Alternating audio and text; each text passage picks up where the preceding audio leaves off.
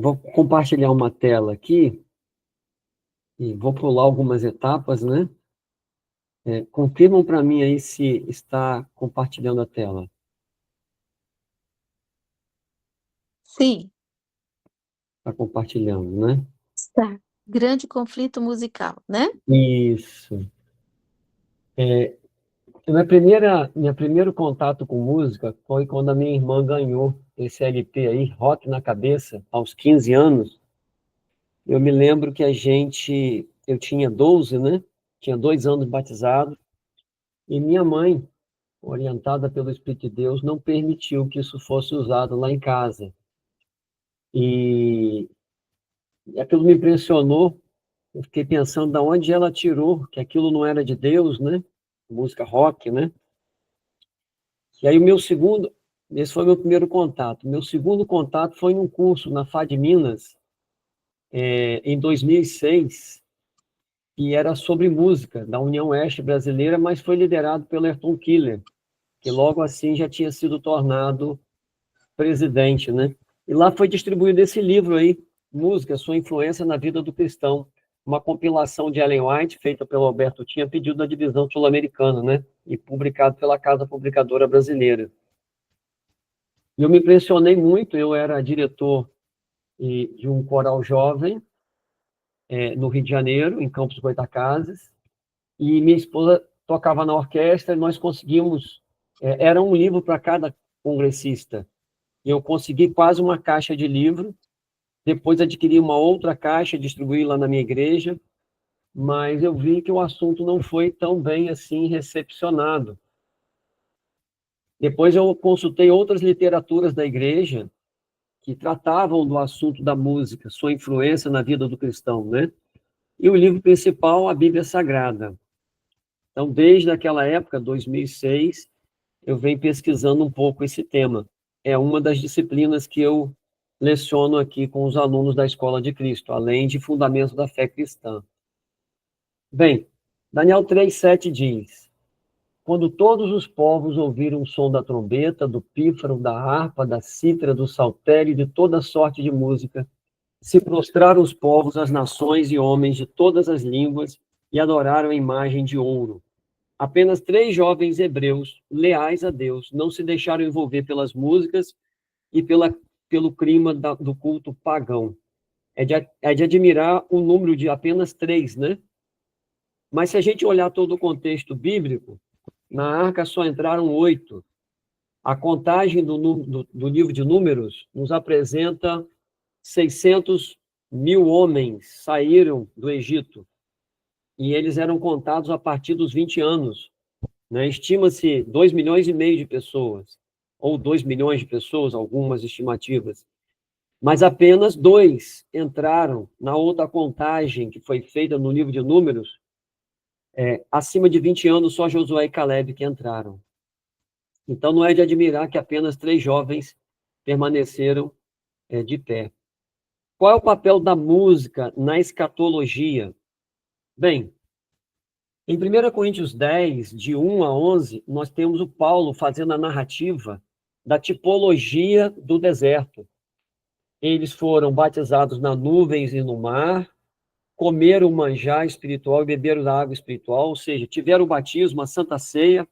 E Paulo vai narrando, e no verso 6 e no verso 11, ele usa a palavra tipos, que significa, do grego, significa exemplo, figura, miniatura, maquete, um evento menor apontando para um evento maior, né? A gente sabe que o santuário na terra era um tipo do santuário celestial, o cordeirinho era um tipo de Cristo. E ele diz assim no verso 6 e no verso 11: estas coisas foram-nos feitas em figura, para que não cobicemos as coisas más como eles cobiçaram. O verso 7, logo em seguida, Paulo fala: e não vos façais idólatras, como os demais, pois o povo assentou-se a comer e beber e a folgar-se com festas. Então, irmãos, a gente sabe que ele está remetendo lá a Êxodo 32. Cada verso que Paulo vai citando aí em 1 Coríntios 10 é uma rebelião que ocorreu lá no período do deserto. No verso 11, ele conclui dizendo: ora, tudo isto lhes sobreveio como figuras, estão escritas para aviso nosso, para quem já são chegados os fins dos séculos. Então, para aqueles que estão vivendo nos últimos dias, a escatologia é o cumprimento profético dos últimos dias. Se nós não queremos errar no cumprimento escatológico, temos que observar a tipologia, os eventos menores apontando, porque eles são um modelo, um exemplo. Medicina e Salvação, página 108, Ellen White diz assim: a experiência de Israel, narrada nas palavras acima pelo apóstolo, está registrada nos Salmos 105 e 106. Eu aconselharia estudarem os Salmos 105 e 106. E também o Salmo 78. E contém lições de advertência que o povo de Deus nos últimos dias precisa estudar de forma especial. Também está registrado isso em Mensagens Escolhidas, volume 3, página 339. Bem, testemunho sobre conduta sexual, divórcio e adultério, ela traz um outro momento. Eu fiquei de participar aqui em abril, tentarei trazer a parte 2 desse tema aí. Eu vou trazer ali as duas tipologias de Êxodo 32 e do Vale de Sidim, lá de Números 23, 24 e 25. Ela diz assim: a Bíblia acumulou e juntou os seus tesouros para esta última geração. Todos os grandes acontecimentos e solenes realizações da história do antigo Israel estão se repetindo na igreja nesses últimos dias. Ela não está comentando do mundo, ela está comentando do povo de Deus. E, novamente, essas duas expressões, última geração, últimos dias, mas ela afirma que estão se repetindo na igreja nesses últimos dias. Bem, vamos a um pouquinho de tipologia. E porém, inimizade entre ti e a mulher, entre a tua semente e a sua semente.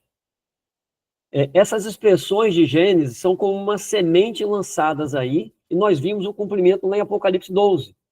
A antiga serpente, né? E vimos também em Apocalipse 12 a semente da mulher, o descendente da mulher, que o dragão queria devorar. A Bíblia trabalha com essas figuras tipológicas. Ela trabalha com eventos menores, apontando para eventos maiores, né?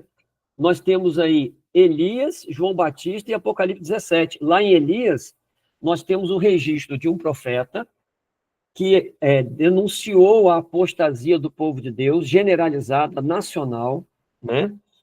Havia um rei no poder civil que se uniu a uma mulher. Nós sabemos que em profecias, mulher é a igreja, né? Essa mulher, Jezabel, é repetida em Apocalipse. Ela era sacerdotisa de Baal. Então, uma união entre o poder religioso e o poder civil formou uma imagem da besta e perseguiu o profeta de Deus, que estava denunciando a quebra da lei de Deus, o primeiro e segundo mandamento, né? E a Bíblia diz lá em 2 Crônicas que Jezabel montava em Acabe. Teve um episódio que ela chegou a tirar o anel do dedo de Acabe e deu ordens, né? Então, nós temos o espelho disso em João Batista e Apocalipse 17, onde tem uma mulher montada em uma besta, né? O poder civil, de novo, se unindo com o poder religioso. João Batista, no episódio lá nos evangelhos, a Bíblia amplia mais um pouco. Tem novamente o poder civil, um rei, Herodes, tem novamente uma mulher, que é Herodias, eles se unem, né? Eles dão um mau exemplo para a nação de quebra do 7º mandamento, que é o divórcio, o adultério. E o povo, nacionalmente, estava envolvido tanto em adultério que chegaram a questionar Jesus, citando o Deuteronômio 24, afirmando que estava na Bíblia. Deus deu autorização para o divórcio. Mas Jesus respondeu: deu sim, por causa da dureza do coração de vocês, mas não foi assim em Bereshit. Não foi assim no princípio. Então, nós temos, de novo, essa imagem, esse tipo de Elias, no antítipo de João Batista, que vai se repetir agora no final dos tempos, né? E foi dada uma ordem para a morte, um decreto de morte para o profeta de Deus. Só que ali aparece o componente da filha, ou seja, outra mulher, que foi Salomé, agradou o rei, e, orientada pela mãe, pediu a cabeça de João Batista. Nós sabemos que no decreto dominical e depois no decreto de morte, Apocalipse 13, nós teremos as filhinhas, o movimento protestante, orientado pela mãe, a igreja mãe, a igreja católica, pedindo a cabeça daqueles que vão denunciar de novo a quebra da lei agora no 4º mandamento. Isso é tipologia, irmãos. São eventos menores apontando para um desfecho final da história. Bem, Apocalipse 13, vamos ver um pouquinho a relação entre Apocalipse e Daniel, porque Daniel viu algumas coisas no capítulo 3 que João não mencionou em Apocalipse 13, mas Ellen White viu e mencionou. E nós vamos ver um pouquinho aqui. E eu pus-me sobre a areia do mar e vi subir do mar uma besta, que tinha 7 cabeças e 10 chifres, e sobre as suas cabeças um nome de blasfêmia. Daniel 7, nós temos 4 animais grandes subindo do mar. E a besta que vi era semelhante a leopardo, e os seus pés como de urso, a sua boca como de leão, e o dragão deu-lhe o seu poder. Lá em Daniel 7, o primeiro era como leão, o segundo era como urso, o terceiro era como leopardo, e esse leopardo tinha 4 cabeças, e o 4º animal tinha 10 chifres. Se nós somarmos as cabeças, leão 1, urso mais 1, 2, leopardo 4, 6, e a 4ª cabeça do 4º animal, dão 7 cabeças e 10 chifres, como em Apocalipse 13, 1. Então, há um paralelismo entre o livro de Daniel e o livro de Apocalipse. E foi-lhe dada uma boca que proferia grandes blasfêmias, e abriu sua boca em blasfêmia. Em Daniel, nós também temos um chifre pequeno, que tem olhos de homem, e uma boca que fala grandes insolências. Da mesma maneira que a besta, no capítulo 13 de Apocalipse, tem número de homem, aqui tem olhos de homem. Da mesma maneira que um profere blasfêmias, o outro também profere blasfêmias. Apocalipse 13, 7 diz: E foi-lhe permitido fazer guerra aos santos e vencê-los, e deu-se poder sobre toda a tribo, e língua e nação. Em Daniel 7, aquele chifre fazia guerra contra os santos e os vencia também, prevalecia contra eles. Em Apocalipse 13, 5, foi-lhe dada uma boca para proferir grandes coisas e blasfêmias, e deu-se-lhe poder para agir por 42 meses.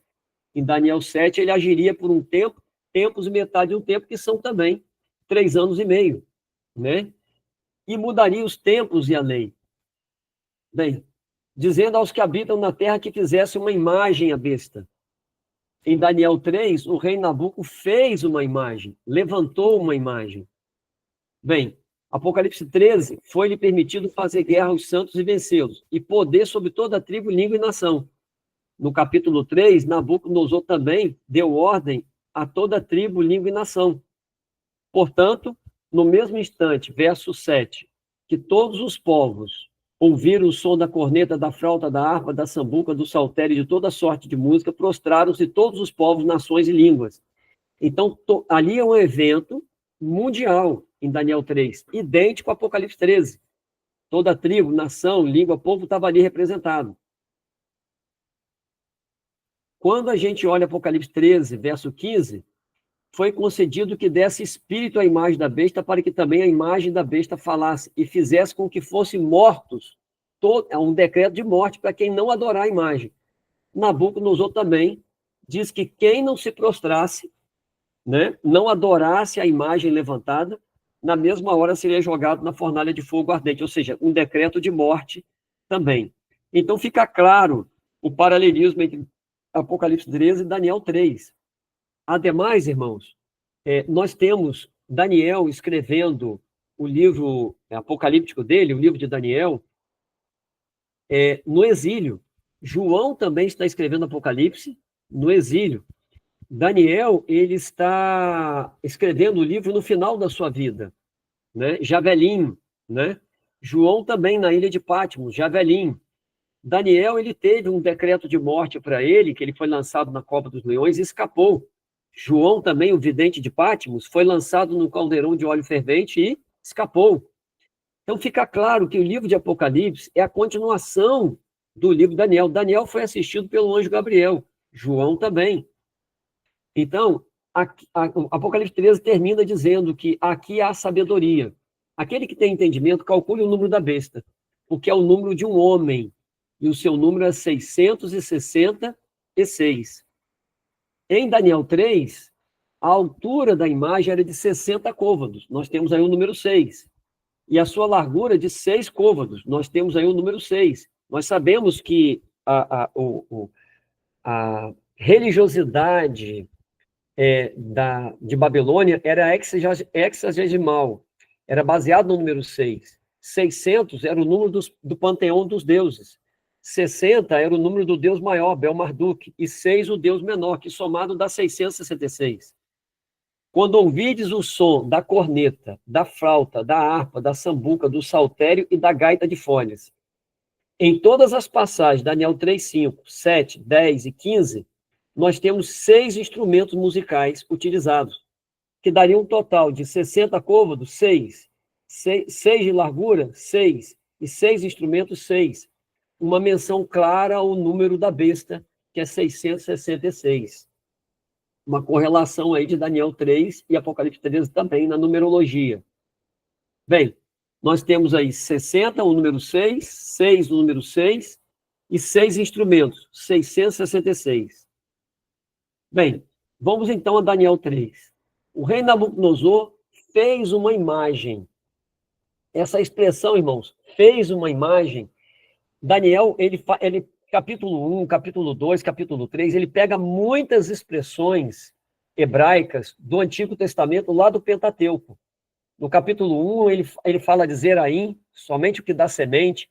Ele fala sobre o Eman, que é a providência alimentar, o cardápio que Deus deu lá em Gênesis 1, 28, e não é diferente em Daniel 3. Quando ele pega a expressão fez uma imagem, ele retirou de Êxodo 20, verso 4. Não farás para ti imagem.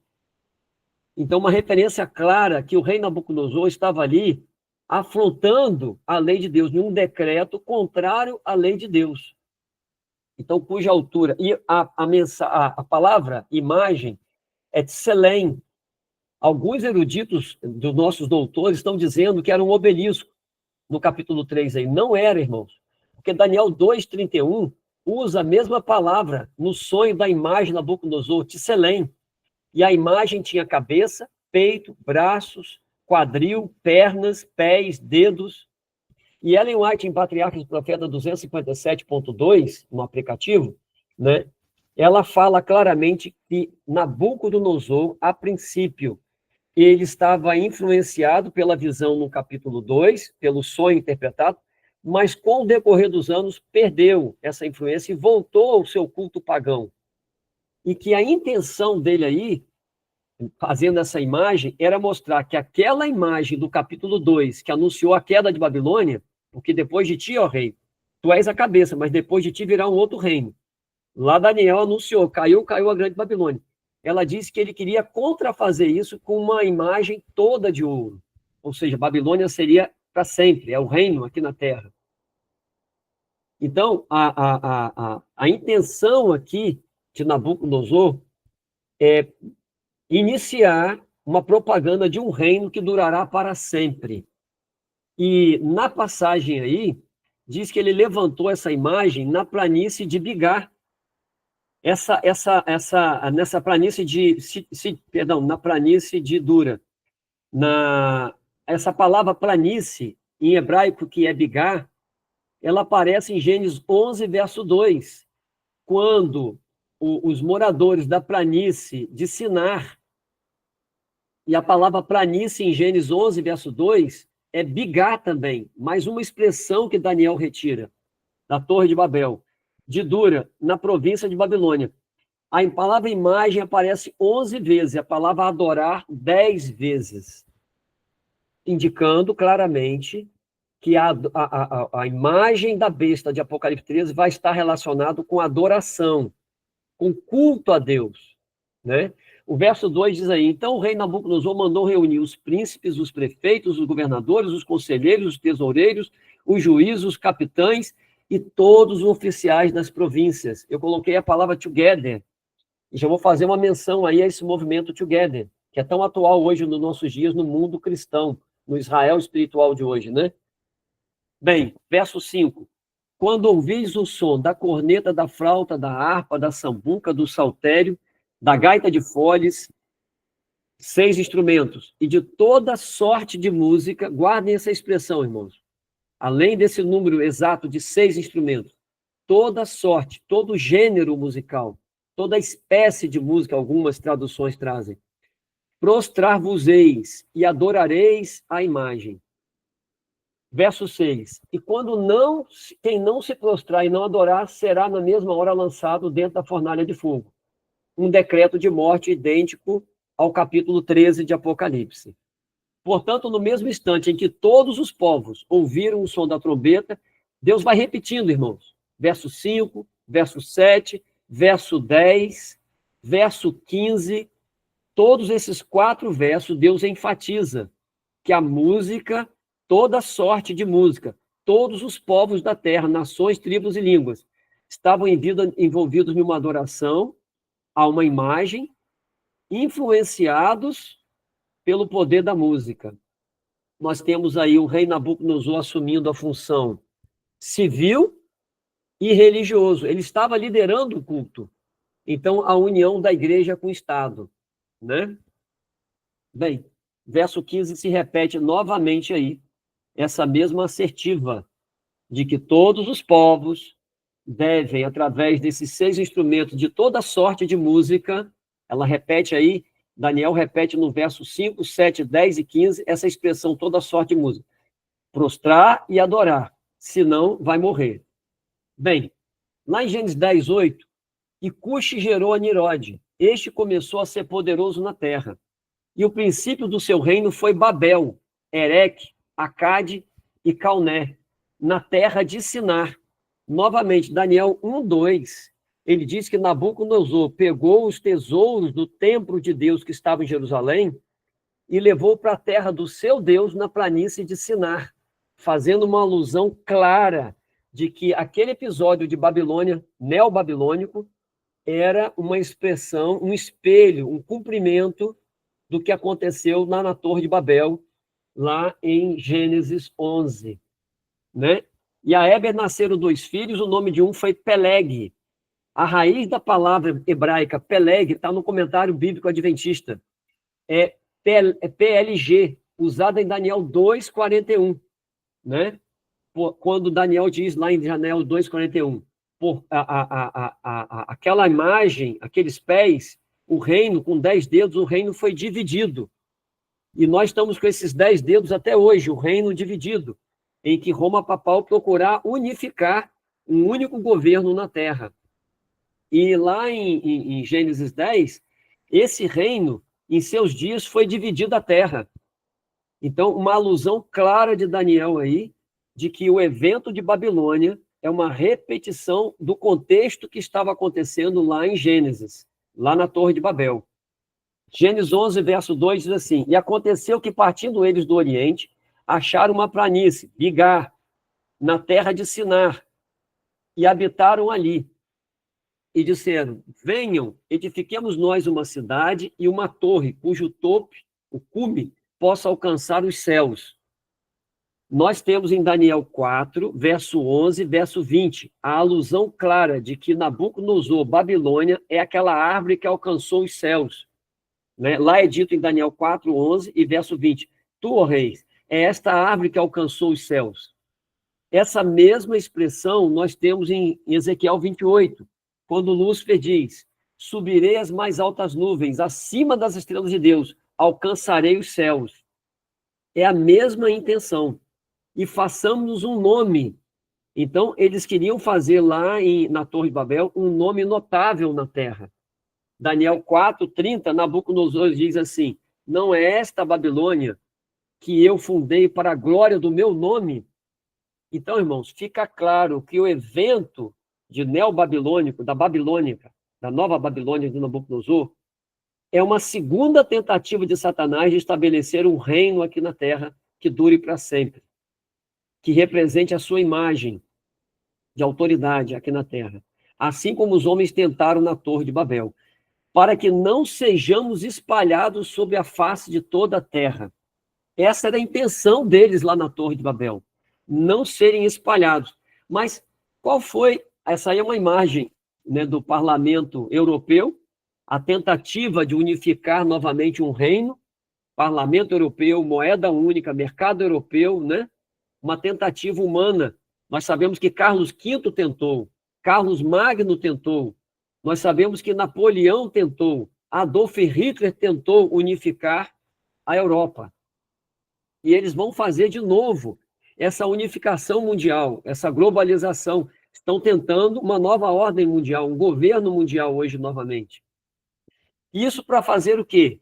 Exercício do poder político-religioso, como Nabucodonosor exerceu, e Apocalipse 13 diz que as duas bestas, a besta da terra, os Estados Unidos, poder civil, e a besta do mar, o poder religioso, o papado, vão se unir para exercer o poder político-religioso, levar a terra toda a uma falsa adoração e, por último, perseguir o povo de Deus.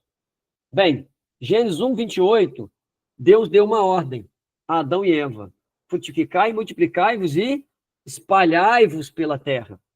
Gênesis 4, 17, Caim saiu de lá das proximidades do Jardim do Éden e edificou uma cidade, ou seja, ajuntou as pessoas na cidade, né? Aglomerou as pessoas. E nós sabemos o resultado disso. A terra se encheu de violência, né? Quando os filhos de Deus viram que as filhas dos homens eram mulheres bonitas, ou seja, houve uma união entre o povo de Deus e mulheres. De novo, mulheres tipologicamente são igrejas. Isso vai se repetir no tempo do fim. O povo de Deus vai pegar os costumes, o meio de adoração, as vestais gentis que aconteceu no Vale de Sidim, e vai repetir isso aí, unindo com essas mulheres, e a corrupção vai tomar conta da terra. Mas Deus deu ordem a Adão e Eva a se espalhar pela terra. Deus plantou um jardim da banda do Oriente. Caim saiu do Oriente para o Ocidente. Nós vamos ver esse movimento em Babel, nós vamos ver esse movimento lá em Babilônia, na Medo-Pérsia, na Grécia, Roma e os Estados Unidos. É um movimento do Oriente para o Ocidente, é um afastamento do Éden, quando Deus está nos chamando de volta para o Éden. Bem, Deus abençoou Noé e seus filhos e disse: frutificai e multiplicai-vos e espalhai-vos pela terra. Então, irmãos, a ordem dada a Adão e Eva foi a mesma dada a Noé e a sua família, espalharem pela terra. Mas qual foi a intenção lá na Torre de Babel? Para que não sejamos espalhados sobre a face de toda a terra. Eles queriam together, estar todos juntos, quando Deus pediu que eles se espalhassem pela terra. Nunca foi a intenção de Deus que vivêssemos em cidades, né? Mas a intenção lá em Babel era se ajuntarem, estarem todos juntos. Aí o verso 8 de Gênesis 11 diz que depois de confundir a língua deles, o Senhor os espalhou dali sobre a face de toda a terra e cessaram de edificar a cidade e a torre. Então Deus interrompeu os planos de Satanás. Ellen White, em Patriarcas e Profeta, diz que se Deus não interferisse, Satanás estaria já estabelecendo, antes mesmo da vinda do Messias, a nova ordem mundial e ficaria impossível os filhos de Deus seguirem a ordem de Deus aqui na Terra. Bem, por isso se chamou o seu nome Babel, porquanto ali confundiu o Senhor a língua de toda a terra, e dali os espalhou o Senhor sobre a face de toda a terra. O verbo hebraico babil é confundir, mas o verbo babilônico babalu, espalhar ou desaparecer, também pode ser traduzido como porta dos deuses, né? Então, é uma tentativa humana, é uma religião humana. Por isso que lá a besta tem olhos de homem. O vidente vê com os olhos de Deus e recebe as mensagens do assim diz o Senhor.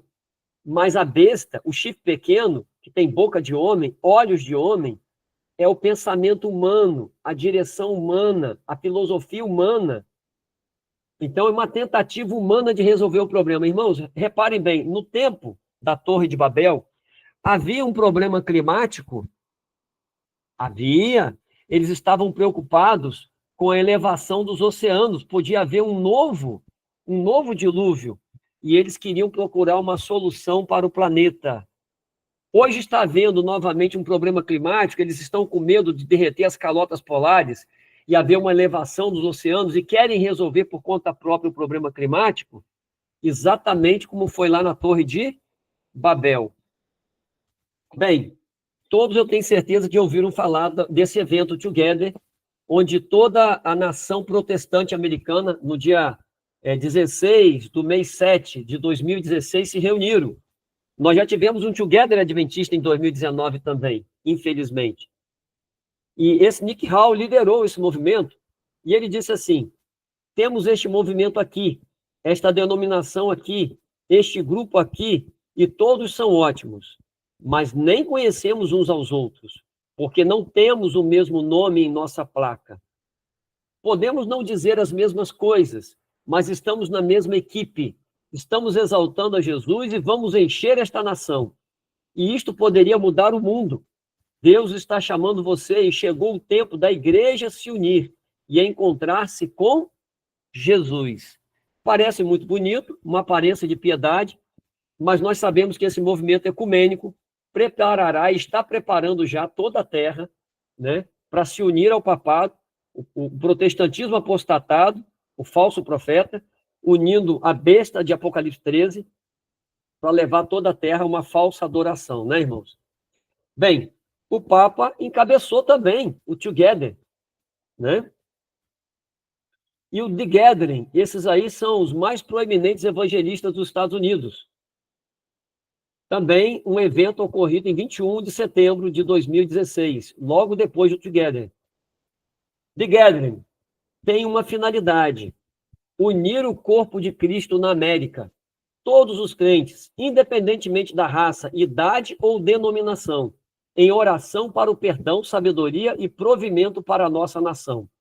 Nós sabemos que o Papa Francisco, desde que assumiu em 2013, tem conseguido muito êxito em citar João 17, que sejam um, e tentar unificar o mundo protestante novamente com a Igreja Romana. Só que o lema deles é esse aí, que eles colocaram lá no The Gathering. A Igreja deve tornar-se novamente a consciência do governo. O que é isso, irmãos? Formação da imagem da besta, união entre Igreja e Estado, como aconteceu lá em Nabucodonosor, como aconteceu após Constantino, não na época de Constantino, mas logo após o Edito de Paz de Constantino, a Igreja se uniu novamente com o Império Romano, com Roma, com o governo civil, e nós vimos o que deu durante os 1260 de período escuro, né, de hegemonia papal. Nós vamos retornar à hegemonia papal. A imagem, a ferida será curada. E o que eles usaram em todos esses eventos, irmãos? O Together e o The Gathering. Muita música, nada de doutrina, porque doutrina divide. Nada da palavra de Deus, que a ênfase de João 17 está na palavra. Jesus diz lá, Pai, eu lhes dei a palavra que o Senhor me deu e eles a receberam. Depois ele fala, Pai, eu lhes dei a palavra e o mundo os odiou por causa da palavra. No verso 17, ele diz, santifica-os na verdade, a tua palavra é a verdade. No verso, acho que 24, ele diz assim, não oro somente por este, mas por aqueles que vierem a crer por meio da palavra. Mas esses movimentos suprimem a palavra, que também está acontecendo na nossa igreja. O culto tem música, tem vídeo, tem homenagem às mães, tem homenagem aos pais, aos avós, tem homenagem ao dia do homem, ao dia da mulher. Tem tudo na nossa liturgia e um breve espaçozinho para um sermão, água com açúcar. E a palavra está sendo tirada, e a liturgia, a música, a adoração ali está sendo enfatizada, e que não era o perfil da Igreja Adventista. Então, eles estão preparando o caminho para isso aí. Está sendo pavimentada a estrada. Bem, Daniel 3, voltando aí, versos 5, 7, 10 e 15. A ênfase está nos instrumentos, são 6 instrumentos, e temos aí toda sorte de música sendo executada nos 4 versos. Ou seja, quando todo estilo musical estiver na adoração, as mentes ficarão embotadas, então todo mundo será persuadido. Olha só, irmãos, o livro Cristãos em Busca do Êxtase, página 208, da Casa Publicadora Brasileira, o musicólogo Ernest McClain afirma que a cultura de Babilônia incluía uma escrita cuneiforme, um sistema sexagesimal de matemática baseado no número 6, um panteão de divindades, uma literatura considerável e um repertório de instrumentos musicais importantes o suficiente para serem classificados entre os princípios divinos. O livro original dele está aí, citado embaixo, aí, páginas 130 e 131. John Paul Tainer, outro escritor, também retirado aí do livro dele original e foi colocado pelo Vanderlei Dornelles no livro Cristãos em Busca do Êxtase. John Paul Tainer, professor de Antigo Testamento, diz que, no ritual de Nabucodonosor, a música provavelmente solenizou e intensificou a cerimônia. Mas não só isso. Ele afirma que a música, na verdade, serviu para agitar as emoções de todos e amortecer os sentidos. Porque não tenho tempo aqui, em outra oportunidade eu venho aqui falar sobre os efeitos da música no lobo frontal, que é onde está a nossa razão, o certo e o errado, a nossa alma, o nosso consciente aqui. Mas ele afirma que a música serviu para agitar as emoções de todos e amortecer os sentidos. A música solenizou e intensificou as emoções naquele momento, amortecendo a habilidade de muitos para pensar de forma clara. A multidão foi compelida de forma que as massas prontamente obedeceram à ordem do rei. Nós sabemos que Nabucodonosor tinha várias tribos, nações, várias religiões diferentes, mas ele não usou nenhum argumento para convencer ninguém. Ele usou o poder da música. Uma vez que o rei tinha pessoas de diversas nações e religiões, ele precisava persuadi-las a adorar a imagem e prestar-lhe culto. Bem, mais um autor aí, Jacques Ducan, um adventista, um judeu adventista, lá, professor da Andrews. Os antigos, isso aí é do livro dele, Revelações de Daniel, também da Casa Publicadora. Os antigos sabiam como usar a música para provocar uma experiência mística. Hoje, graças à mídia, podemos testemunhar o efeito da música sobre as massas. O fenômeno tem invadido até mesmo as comunidades religiosas. Da mesma forma, na planície de Dura, os pregadores de Babel, ou de Babilônia, não perderam tempo com demonstrações intelectuais ou argumentos. A música é suficiente para desencadear a adoração. Adoração das massas, adoração cega, sem o assim diz o Senhor. Agora, Ellen White, em Signs of the Times, né, em 1897, ela escreveu, irmãos, ela viu lá em Daniel o que ia acontecer. A história se repetirá. A falsa religião será exaltada.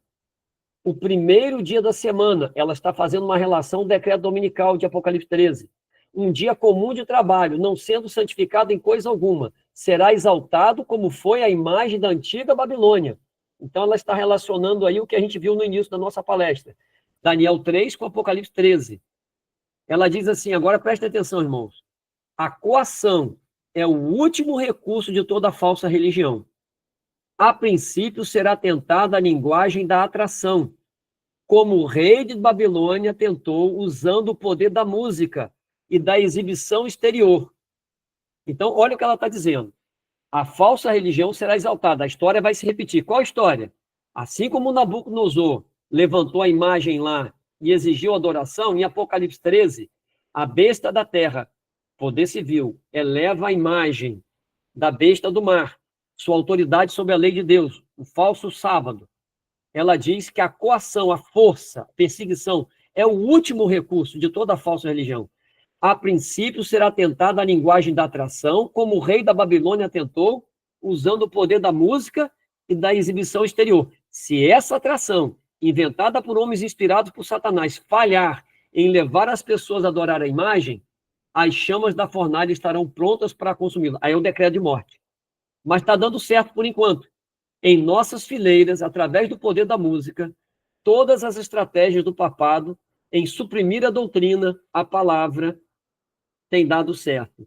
Bem, essa imagem de novo aí para a gente ficar na mente. Papado comandando o together. Together é todos juntos. Bem, adoração. Claro que Satanás aceita e promove toda sorte de música. E há objetivos espúrios, a fim de escravizar as pessoas e afastá-las do Criador e do verdadeiro culto racional. Romanos 12:1 diz, rogo-vos pelas misericórdias de Deus, que apresenteis os vossos corpos como sacrifício santo, vivo e agradável a Deus, que é o vosso culto racional. E isso somente quando o lobo frontal está em atividade, né? Eu não tenho tempo para apresentar aqui, mas esses estilos musicais, pop, rock, que o Espírito de Profecia, o Manual da Igreja, proíbem que entrem dentro da igreja, mas que entrou com tudo. Eles inibem as sinapses no lobo frontal, a comunicação interneurônio. Aflora o sistema emocional, é comandado, o sistema límbico, as faculdades inferiores passam a ter o predomínio sobre as faculdades superiores. Entretanto, Deus aceita somente a adoração e o louvor conscientes de seus filhos fiéis. Irmãos, a coisa começou muito lá atrás com o movimento pentecostal, mas tudo tinha sido ratificado, confirmado pelo Concílio Vaticano II. Vamos dar uma olhadinha aí? Concílio Vaticano II, página 83, celebrações musicais. Na seção de música na liturgia, nós lemos: para que o fiel possa participar ativamente. Então, eles querem que o crente participe do culto com mais vontade e maior benefício. É adequado que o formato da celebração e o grau de participação delas sejam variados o mais possível, de acordo com a solenidade do dia e a natureza da congregação presente. Mas nós vamos ver pela Bíblia que Deus quer a participação passiva da congregação e não ativa. Nós vamos ver isso com textos bíblicos, se der tempo hoje. A liturgia, de novo, Constituição Dogmática Dei Verbo sobre a revelação divina, Concílio Vaticano II, página 90 agora. Aumenta maravilhosamente o poder deles, membros da igreja, para pregar a Cristo e assim mostrar à igreja um sinal levantado entre as nações. Para aqueles que estão de fora, um sinal sobre o qual os filhos de Deus dispersos... Quem são, irmãos, os que estão fora da Igreja Católica, que estão dispersos? Não é o movimento protestante? Então, para aqueles que estão de fora, um sinal sobre o qual os filhos de Deus dispersos podem ser reunidos até que haja um rebanho e um pastor, para que todos sejam um, together. O papado está usando aí as táticas da liturgia da música definidas no Concílio Vaticano para que o mundo protestante volte e seja reunido no seu seio.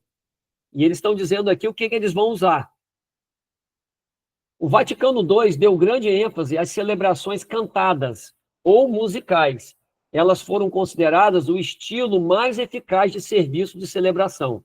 Vamos ver mais um trechinho aí na página 91 dos documentos do Vaticano II. Em todas as devoções populares, serão especialmente úteis os salmos e também as obras de música sacra, tiradas tanto do antigo como o mais recente patrimônio da música sacra. Dos cantos religiosos populares, a música pop, e da execução do órgão ou de outros instrumentos característicos de um determinado povo. Então, o tipo de instrumento que aquele povo usa. Se na Umbanda, no Candomblé, eles usam os atabaques, eles usam os tambores para chamar os orixás, não importa que seja introduzido tudo isso, os cantos populares, os ritmos populares, os instrumentos populares, no culto. Isso aí está dizendo o Vaticano II. Movimentação física na celebração. A participação na celebração deve ser interna, mas deve ser, por outro lado, também externa, isto é, de modo a mostrar a participação interna, por gestos e atitudes corporais, pelas aclamações, respostas e canto. Então, irmãos, olha só, é uma movimentação corporal, gestos, é isso que o Vaticano está propondo, mas nós vamos ver que isso vai diametralmente oposto, isso é movimentação da carne. A música ritmada, sincopada, repetitiva, ela tem o poder de acumular energia nos músculos, nos órgãos sexuais, através de gonadotrofina. E há uma resposta corporal, mas há uma inibição da resposta interna. Mas vamos lá.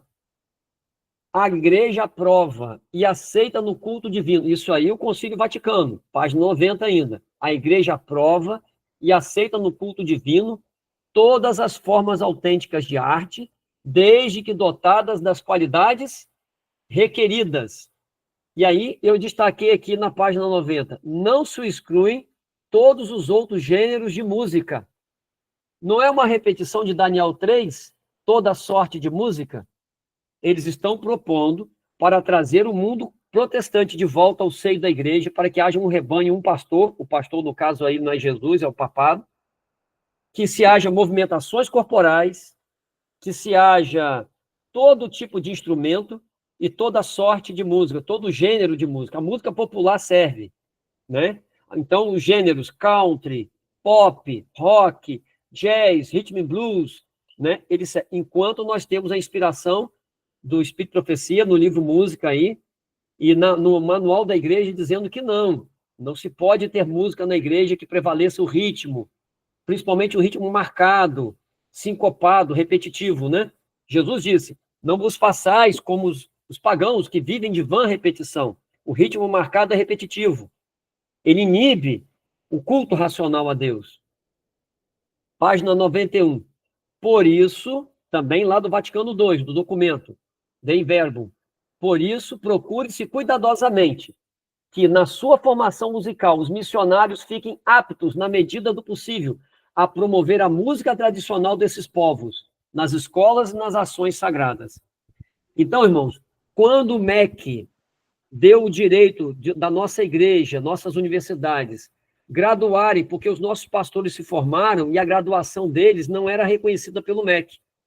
Mas, para ser reconhecida pelo MEC, eles teriam que graduar alguns em mestres e em doutores, para que as nossas universidades tivessem o número suficiente de mestres e doutores para graduarem, né, teólogos.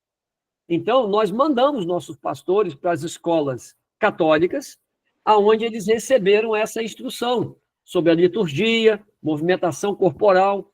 E os mais antigos aqui, né, eu não sei aqui a congregação, porque ela é virtual, né, mas os mais antigos vão se lembrar que nós começamos na igreja com musiquinhas como por dentro, fora, alto e baixo, sempre sou feliz. Por dentro, fora, alto e baixo, sempre sou feliz.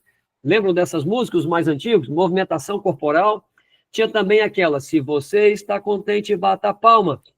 Se você está contente, bata o pé. Se você está contente, quer contar para toda a gente. E aí, fique de pé, levante a mão. Então, o ritmo que estava ali, a proposta que estava ali no Concílio Vaticano, participação do crente no culto, levantando, movimentação corporal, aos poucos foi sendo introduzida na nossa igreja. As pessoas se levantam, aperte a mão do seu irmão, todo mundo se levanta. A irreverência foi entrando no culto. Bem, Concílio Vaticano II, em resumo, foi isso aí. Agora, olha o que o grande conflito 573 fala. É o espírito do papado, espírito de conformidade com os costumes mundanos. O que nós vimos lá no Concílio Vaticano? Trazer os instrumentos do povo, daquela região, trazer os cânticos, os ritmos musicais do povo para dentro da igreja. Então, ela diz aí, é o espírito do papado, espírito de conformidade com os costumes mundanos, com a veneração das tradições humanas, acima dos mandamentos de Deus, que está embebendo as igrejas protestantes e levando-as a fazer a mesma obra de exaltação do domingo, a qual antes delas fez o papado.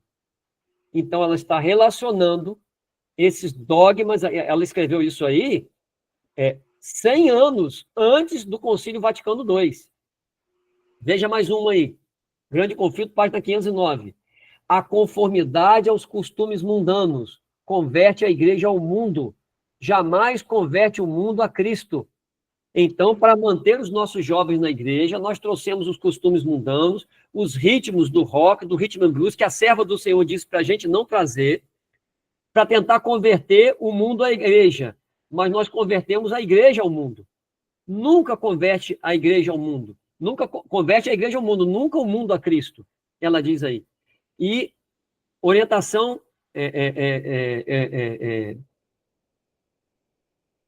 ela diz assim, página 357, os mensageiros de Deus não devem seguir em seus esforços para atrair o povo os métodos do mundo, Então, irmãos, veja bem, nós pegamos os métodos do mundo para tentar, numa aparência de piedade, atrair o povo, vai manter os jovens na igreja, mas não dá certo, está errado. Bem, mensagem escolhida, volume 2, página 26. A genuína religião não requer grandes demonstrações corporais. Isso aí está diametralmente oposto ao Concílio Vaticano II. Levanta a mão, bate palma, bate o pé, aperta a mão do seu irmão. Isso aí está totalmente contrário. Ela diz, não requer grandes demonstrações corporais. Estas não são indício da presença do Espírito de Deus. E se a gente tiver a oportunidade de continuar o tema aqui em outros dias, nós vamos mostrar que ela vai denunciar que a história vai se repetir nos últimos dias, e com essa balbúrdia de barulho dentro da igreja, com essa música, eles vão dizer que isso aí é o movimentar do Espírito Santo. Mas ela está dizendo que não é. Bem, Amós 5, 21 e 23. Odeio, desprezo as vossas festas, e as vossas assembleias solenes não me exalarão bom cheiro. Afasta de mim o estrépito dos teus cânticos, porque não ouvirei as melodias das tuas violas. Bem, Deus não gosta de culto a ele com estrépito, com cânticos nas alturas, né? Instrumentos estridentes, ritmos estridentes, vozes estridentes, destoantes. Bem, mas Amós continua aí. Que cantam ao som da viola. Vocês estão vendo que é tudo relacionado à música. Que cantam ao som da viola e inventam para si instrumentos musicais, assim como Davi, que bebem vinho. Estão bebendo vinho de Babilônia, do Concílio Vaticano. O que Davi fez de errado, irmãos? O que tem a ver com a música? Que instrumentos musicais, Davi, nós temos inventado hoje? Carrom, isso e aquilo outro dentro da igreja. O que Davi fez de errado? Vamos dar uma olhadinha rápida para a gente tentar aí? Bem, Daniel 3 disse, no verso 5, 7, 10 e 15, com toda sorte de música. Nabucodonosor levou todo mundo a adorar a imagem, né? Bem, 2 Samuel 6, 5. E Davi e toda a casa de Israel festejavam perante o Senhor, com toda sorte de instrumentos de pau de faia, como também com harpas, e com saltérios, e com tamborins, e com pandeiros, e com símbolos. Quantos instrumentos aí, irmãos? Toda sorte. Será que é coincidência aí? Daniel não pegou, por acaso, essa expressão, toda sorte de música, desse episódio que Davi fez aí, não, quando ele estava levando a arca de Deus? E que deu errado? Através da música, Deus não aceitou essa adoração? Deus não aceitou também a adoração de Nadab e Abiú por conta do vinho? E Amós falou que eles estão com a música errada e embebidos pelo vinho. E será coincidência esses 6 instrumentos, igual Nabucodonosor usou 6 instrumentos lá? Vocês acham que é coincidência ou é uma tipologia aqui? E outra, quem estava prestando culto a Deus aí era Davi e toda a casa de Israel. E mais na frente nós vamos ver que não é a congregação que presta o culto. A participação da congregação é passiva, é interior, é com o espírito. Os músicos que dirigem o louvor a Deus. Não é qualquer um que é escolhido para dirigir o louvor. E nós vamos ver aí no final de hoje, se der tempo, acredito que não vai dar, que há uma ordem divina para quem vai dirigir o louvor. Mas foi daqui que Daniel tirou toda a sorte e os 6 instrumentos. Verso 6 aí. E chegando à eira de Nacon, estendeu-os a mão à arca de Deus e pegou nela, porque os bois tropeçavam. Guarda aí, ó. Pegou na arca e os bois tropeçaram. Então a ira do Senhor se acendeu contra Uzá, e Deus o feriu ali por esta imprudência, e morreu ali junto à arca de Deus. Bem, 3 perguntas. Por que Uzá fez isso, quando havia uma ordem expressa para não tocar na arca? Por que os bois tropeçaram, irmãos? Vocês já viram um gato tropeçar? Vocês já viram um cachorro tropeçar? Já viram algum boi, cavalo? Eu nunca vi nenhum quadrúpede perder o compasso e tropeçar.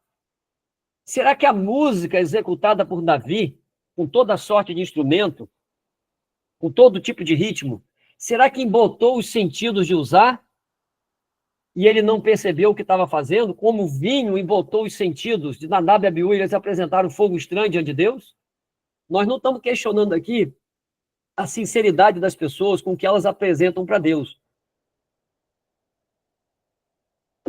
Mas Nadab e Abiú, com toda a sinceridade, não foram aceitos. Uzá e Davi, com toda a sinceridade, não foram aceitos nessa adoração a Deus. Não basta você dizer, é de coração que eu faço para Deus. Por que os bois tropeçaram, irmão? O que Davi fez depois de 3 meses? Por que ele mudou toda a estratégia? Vamos dar uma olhadinha? 2 Crônica 14, 12. E deixaram ali os seus deuses, e ordenou Davi que se queimasse a fogo. Entre o episódio da primeira tentativa de levar a arca de volta para Jerusalém, que a arca tinha sido pega pelos filisteus no caos de Ralf e Finéias, lá no tempo de Eli, no tempo de Samuel. E agora a arca tinha sido trazida e não tinha sido levada para Jerusalém. Entre esse episódio que Davi tentou levar e Uzá morreu, que deu errado, os bois tropeçaram, e a segunda vez que ele levou, ele mandou que se queimasse a fogo os deuses, porque os filisteus tinham mandado baalins, dagõezinhos, hemorroidas, ratos, úlceras de ouro em uma carroça puxada por vacas que amamentavam. Foi um fato sobrenatural. E Davi que não foi permitido a ele construir o templo de Deus, mas foi permitido a ele juntar muito ouro, porque lá nós temos relato das toneladas de ouro que Davi, quando velhinho, 80 anos, passou para Salomão construir o templo de Deus. Se Davi estava juntando ouro para construir o templo de Deus, através de seu filho, porque Deus falou, não vai ser você, vai ser seu filho. Por que ele pegou esse ouro todo e queimou, irmãos? Mas nós temos um outro episódio. E aconteceu que, chegando Moisés ao arraial e vendo o bezerro de ouro, lá em Êxodo 32, que o problema foi música lá. Lê em Êxodo 32, não vai dar tempo para tratar aqui hoje. Moisés desceu, Josué falou, alarido de guerra. Moisés falou, não é alarido de guerra. É alarido dos que cantam e dançam.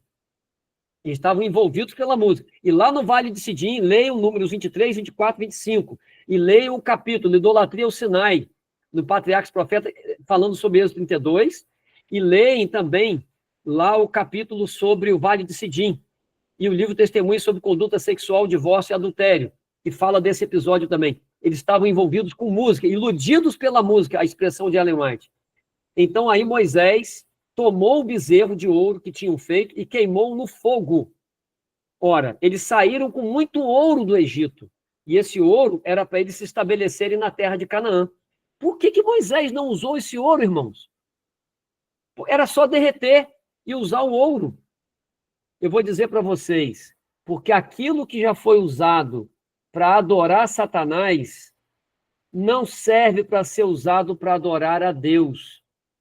Aqueles baalins que Davi queimou, aqueles dagõezinhos, aquelas hemorroidas, aqueles ratos de ouro, eles foram queimados e jogados fora no rio.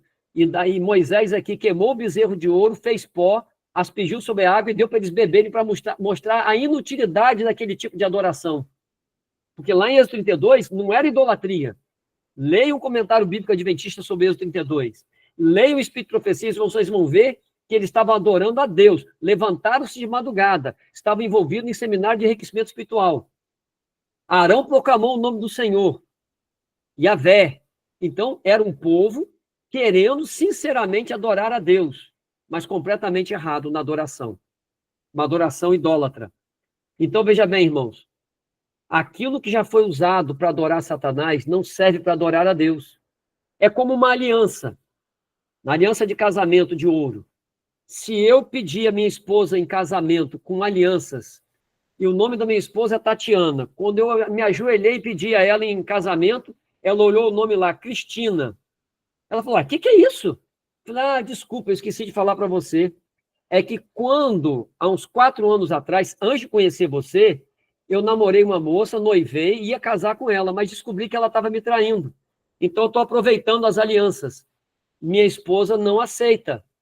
Eu, como sou um cara esperto, vou lá no Ourives e peço para apagar o nome de Cristina e colocar a letra, o nome de Tatiana, e volto para ela com o mesmo modelo de aliança. ela olha para a aliança e fala, não, mas agora está com o seu nome, querida. Ela vai dizer, não, é o mesmo modelo, essa aliança foi feita pensando na outra, eu não aceito. O que nós estamos fazendo na igreja é pegar a mesma música, colocando letra da Bíblia e cantando na igreja, e querendo casar com Jesus pensando no antigo namorado, né? É isso que a noiva de Cristo está fazendo hoje. Mas Deus não aceita aquilo que já foi feito para adorar Satanás, mesmo que seja ouro, não serve para adorar a Deus. Bem, e disse-lhes, vós sois os chefes dos pais dentre os levitas, santificai-vos. Todos aqueles que vão cantar têm que ser santificados, vós e vossos irmãos, para que façais subir a arca do Senhor Deus. E disse Davi aos chefes dos levitas que constituíssem de seus irmãos cantores. Então, os cantores são constituídos dentre os levitas. E nós vamos ver mais à frente aí que eles são separados, ordenados para o trabalho, para o serviço de cântico. Não é qualquer um, como nós estamos fazendo, qualquer um do mundo que se converteu, nós botamos para... Né? Irmãos, eu acho que eu estourei o tempo já aí. Tem mais algum tempinho? Alguém me oriente aí, por favor. Oi, irmão. O senhor pode continuar até mais ou menos 15 para 7? Então, vou tentar aí, mas não vai dar para encerrar hoje. A gente vai deixar para outro dia, sem a conclusão do tema de hoje. Mas vamos aguardar então mais um pouquinho, já que me deram o tempo aí. E disse Davi ao chefe dos levitas que construísse de seus irmãos cantores, para com instrumentos musicais, não mais com toda sorte de instrumentos, com alaúdes, harpas e símbolos, se fizessem ouvir, levantando a voz com alegria. Crônicas 16, 42 agora. Com eles, pois, estavam Emã e Jedutum, com trombetas e símbolos. Novamente aí, para aqueles que fariam um som, e com outros instrumentos de música de Deus. Porém, agora não é toda sorte de música. Agora aparece aí instrumentos de música de Deus. Então, existe música de Deus, irmãos, e música do mundo. Bem, designaram, pois, os levitas a Emã, filho de Joel, e dos seus irmãos Asaf, filho de Berequias, os filhos de Merari, seus irmãos Etã, filho de Casarias. E os cantores Emã, Asaf e Etã se faziam ouvir com símbolos de metal. Qual o princípio que podemos extrair desse episódio? Primeiro, a música para Deus não pode ser estrepitosa, né? Segundo, não podemos inventar instrumentos que nós queremos colocar. Nós temos uma ordem divina. Vamos ver aí qual é a ordem divina. E Davi tomou conselho com os capitães. Esse foi o erro de Davi. Ele tomou conselho com capitães, na primeira vez que ele levou a arca.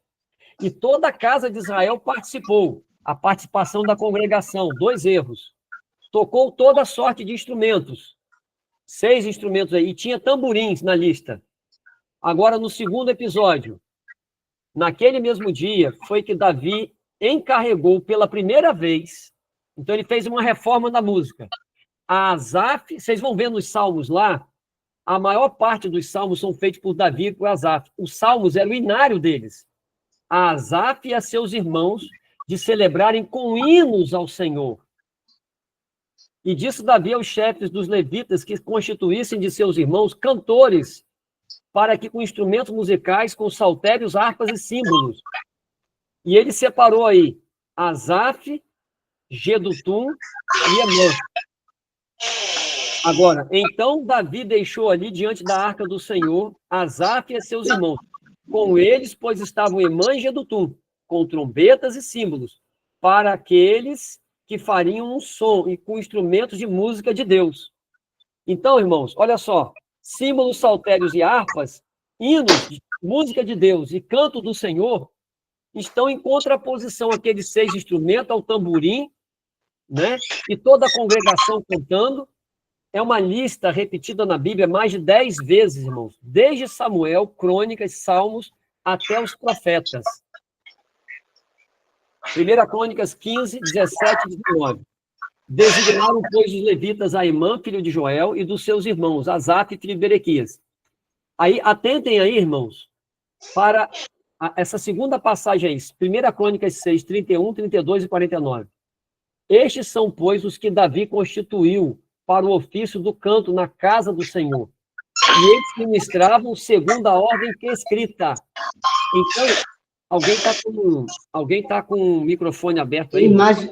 Irmã Juliene, por favor, feche o microfone. Então, irmãos, existe uma ordem prescrita para adoração a Deus.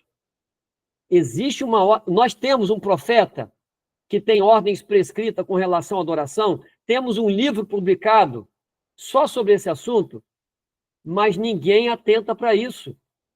Então, veja bem, 2 Crônicas 29, 25. E pôs os levitas na casa do Senhor com símbolos, com saltérios e com harpas, conforme o mandado de Davi de Gade, o vidente do rei, e do profeta Natã, porque este mandado veio do Senhor, de Jeová. Então, irmãos, lá Davi tomou conselho com os capitães. Aqui ele tomou conselho com o vidente e com o profeta.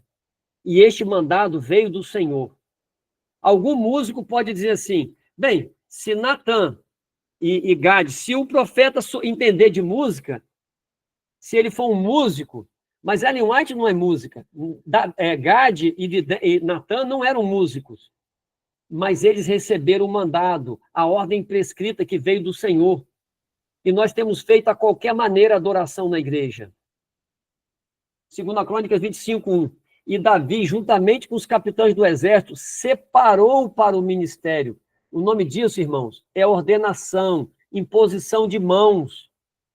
Os músicos que vão cantar na nossa igreja têm que ser separados por ordenação, para profetizarem com harpas, com símbolos e com saltérios. Verso 2, os filhos de Asaf, a cargo de Asaf, que profetizavam debaixo das ordens do rei Davi. Verso 3, a cargo de seu pai Jedutum, qual profetizavam. Emão, vidente do rei. Então, era o número deles, verso 7, juntamente com seus irmãos, instruídos no canto ao Senhor. Então, irmãos, não é só ter técnica musical, não é só ter dom musical, tem que ser separado do ministério, tem que ser homens de Bíblia, que profetizem, que tragam doutrinas para a igreja através da música. Então, está tudo errado no nosso meio, irmãos. E a coisa não está dando certo. E a Bíblia já mostra para a gente que não é qualquer adoração que Deus aceita. Ele não aceitou a primeira vez que Davi fez. Então... Marcelo, repete, por favor, irmão. Repete essa passagem, por favor. Está em Deuteronômio, é isso? Oi, meu querido. Desculpa, está em Deuteronômio essa passagem dos levitas, dos cantores serem ordenados? É Deuteronômio? Sim, no outro episódio que eu apresentar aqui, eu vou mostrar que os levitas que haviam lá usado a religião para matar os seus irmãos siquemitas, porque os siquemitas se circuncidaram, rejeitaram a idolatria e aceitaram o Deus de Abraão. Levi usou a religião para matar. Mas lá em Êxodo 32, Levi foi recuperado ao favor divino. E nós vamos ver em um próximo episódio, sim, lá, que os levitas foram restaurados ao favor divino, ao serviço de Deus, e separados, porque tiveram discernimento naquela adoração idólatra lá, e não participaram e denunciaram aquela música falsa lá, entendeu? Mas é em outro episódio que a gente vai estar colocando isso aí. Mas veja bem, os cantores têm que ser separados do ministério, tem que saber de Bíblia, tem que profetizar, entende, irmãos? Tem que ser instruído no canto ao Senhor, e não na música do mundo. Existe uma ordem prescrita por Deus no canto do Senhor. Hinos de Deus, música de Deus, é o que a Bíblia disse aqui nas passagens anteriores que a gente leu. É por isso que o profeta Amós diz, eu tenho nojo das vossas ajuntações solenes, do estrépito dos teus cantos. Afaste de mim isso aí. Vocês estão fazendo como Davi fez. Deus está apontando para a gente, irmãos. Bem, para colocar os homens na música, precisam ser homens e mulheres e jovens. Deus pede que vocês possuam valor moral, firmeza de propósito, coragem e perseverança. Mente que não pode aceitar as afirmações de outros, mas que pesquisa por si mesma antes de receber ou rejeitar, que estuda e pesa as provas e as leva ao Senhor em oração. Testemunho para a Igreja, volume 2, página 112, 113. Lição da Escola Sabatina, 4/8/22, e o trimestre anterior também. 2 vezes foi colocado isso aí na lição da Escola Sabatina. Então, os nossos líderes musicais precisam ser homens e mulheres que tenham firmeza de propósito, possuam valor moral, coragem e perseverança, que não recebam nada, nem rejeitem nada, sem antes estudar nas Escrituras, pesar as provas e levar ao Senhor em oração. Senhor, é isso que o Senhor quer que apresente? A mesma coisa na palavra. Enquanto confiar na guia da autoridade humana, ninguém chegará a um Salvador conhecimento da verdade. Como Natanael, necessitamos estudar por nós mesmos a palavra de Deus e orar pela iluminação do Espírito Santo. Aquele que viu Natanael debaixo da figueira, ver-nos-á no lugar secreto da oração. Anjos do mundo da luz acham-se ao pé daqueles que em humildade buscam a guia divina. Mas não tem sido assim no nosso meio. Estão seguindo, assim diz o Ministério de Música, assim diz a Novo Tempo, assim diz o pastor da minha igreja. Irmãos, Deus precisa de homens e mulheres que pesem o que está sendo conduzido na igreja, que estudem a palavra de Deus, que sejam pessoas que saibam profetizar. O dom profético foi dado a essa igreja. É o dom de pegar os eventos do passado e aplicar no futuro. Eu vou terminar por aqui. Não tem como a gente seguir. Eu ia falar aí de todas as reformas musicais que iniciou-se por Davi, mas vai ficar para um próximo episódio aí, a não ser que eu tivesse pelo menos mais uns 15 minutos, mas não tem como. Mas eu tentei adiantar o máximo possível, tá, irmãos? Eu tive que fazer como Estevão, irmãos, terminar abruptamente o meu sermão. Irmã, é que eu vi aí, que eu saí da tela lá, da apresentação, e vi que tinha mais 4 slides. Eu acho que em 5 minutinhos eu consigo concluir. Poderia ser? Sim, irmão, conclua.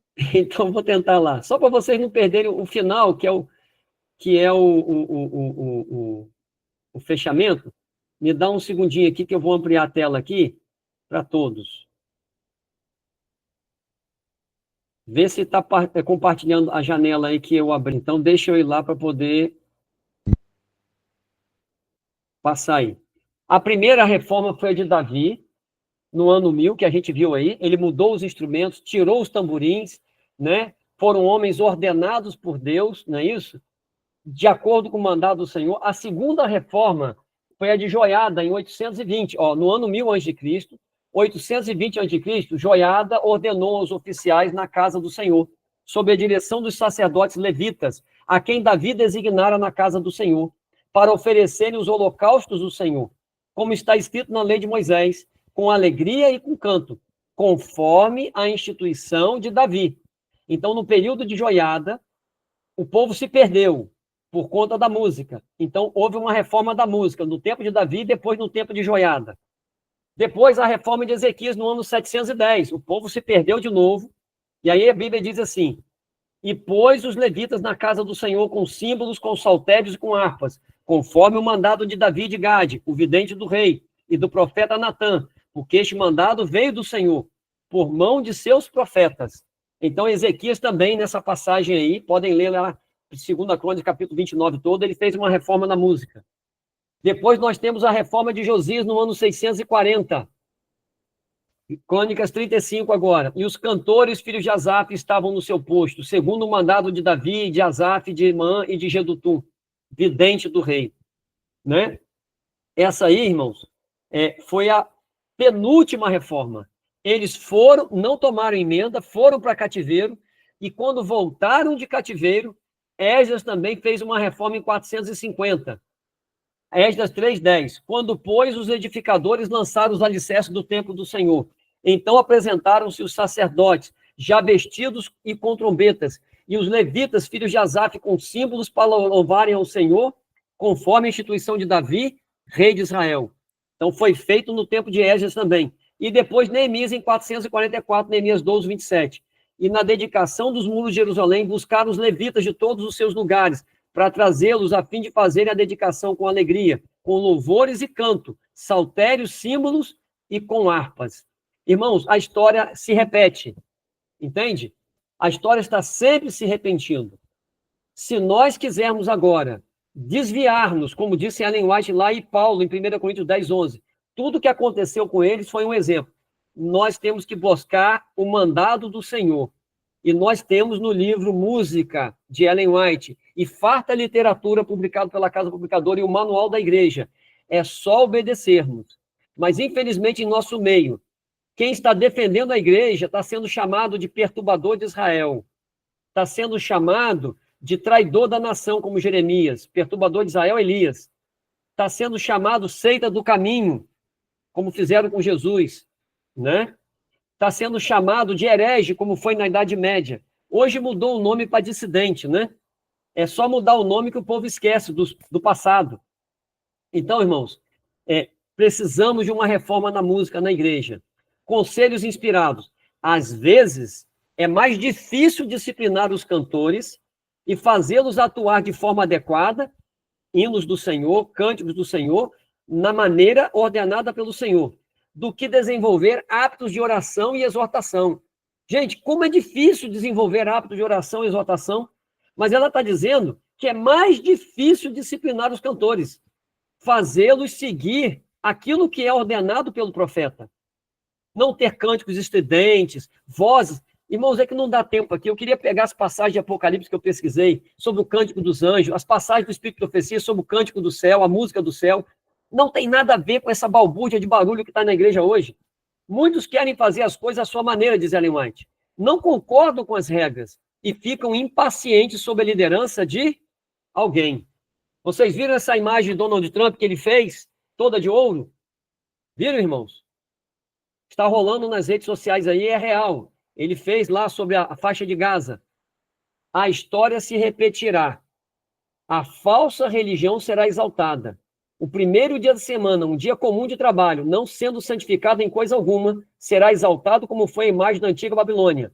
Daniel 3, a imagem toda de ouro. A coação é o último recurso de toda a falsa religião. A princípio será tentada a linguagem da atração, como o rei da Babilônia tentou usando o poder da música e da exibição exterior. Se essa atração inventada por homens inspirados por Satanás falhar em levar as pessoas a adorar a imagem, as chamas da fornalha estarão prontas para consumi-los.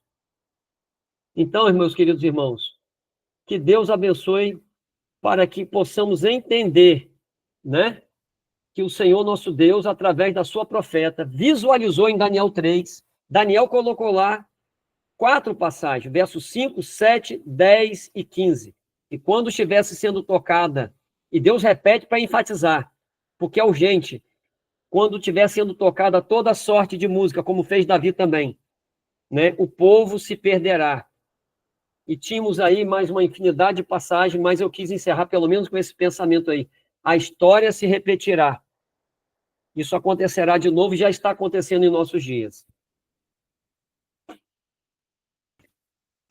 Ó Pai querido, todo ser que respira, louve ao Senhor. O Senhor quer que nós o louvemos e o adoremos, não porque o Senhor é um sádico, que o Senhor seja um narcisista, mas nós necessitamos, Senhor, compreender a nossa dependência de Ti, da Tua palavra profética, Senhor, porque sem Ti, Senhor Deus querido, nos perderemos em nosso caminho, Pai. Queremos Te adorar em espírito e em verdade. Como diz o apóstolo Paulo, cantarei com o espírito, mas também cantarei com a mente.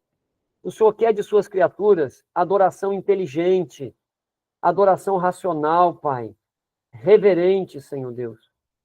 Nós suplicamos pela Tua igreja, Pai, pelo Teu povo. Suplicamos pelo Teu Espírito Santo para que desperte as faculdades adormecidas pela música, pela alimentação inadequada, Pai querido, que também bota os sentidos, pela agitação do barulho e estresse da cidade. Satanás está trabalhando para manter adormecido o Teu povo, meu Pai. E quando vier o canto, o grito, aí vem o noivo, será tarde demais para muitos, meu Senhor. Tem misericórdia, Pai. Também agradecemos que o Senhor tem levantado salas como essa, como a sala da consagração, milhares de salas, ministérios, Senhor Deus, ministros da palavra que estão se levantando de madrugada para apresentar aquilo que muitas vezes tem sido impedido de ser apresentado na igreja, Pai. Mas o Senhor, Deus querido, como disse o conselho de Gamaliel, se essa obra fosse de homem, já teria terminado. Mas ela foi levantada pelo Senhor, e o Senhor irá terminá-la, Pai. O Senhor deseja que participemos, tomemos posição ao teu lado, meu Pai. Dá-nos coragem de examinar, Senhor Deus, por nós mesmos, e não seguir fábulas inventadas por homens. Que o teu povo vá aos escritos proféticos, Pai. Que não defenda só o Espírito de Profecia com a boca, mas tome os livros, Pai, da prateleira e leiam, estudem a Bíblia. Desperta teu povo e nos desperta, Senhor. Perdoa os nossos pecados. Eu também já liderei, Pai querido, o coral e estava tocando tudo quanto é sorte de música errada. Como doeu meu coração quando descobri, Pai. Eu sabia que tinha algo de errado, mas não sabia onde estava o erro. Mas estava sendo apresentado aquele mesmo rock que um dia minha mãe proibiu na minha casa. Assim que nos convertemos, ela tirou novelas, tirou televisão, tirou a música errada de casa, Pai. Louvado seja teu nome por aquela mulher de oração, Pai, que não tinha todo esse conhecimento e essa luz que o Senhor derramou sobre essa igreja hoje, nesses últimos dias, meu Pai. Eu peço a tua bênção, Senhor Deus, sobre esta congregação aqui, pois o Senhor prometeu que quando estivesse 2 ou mais reunidos no teu nome, o Senhor estaria presente. Permaneça hoje com o teu povo, Pai, para que essa palavra, Senhor Deus, seja selada no coração de todos. Agradecidos somos, Senhor Deus, pela guia do teu Santo Espírito. Em nome do Senhor Jesus. Amém.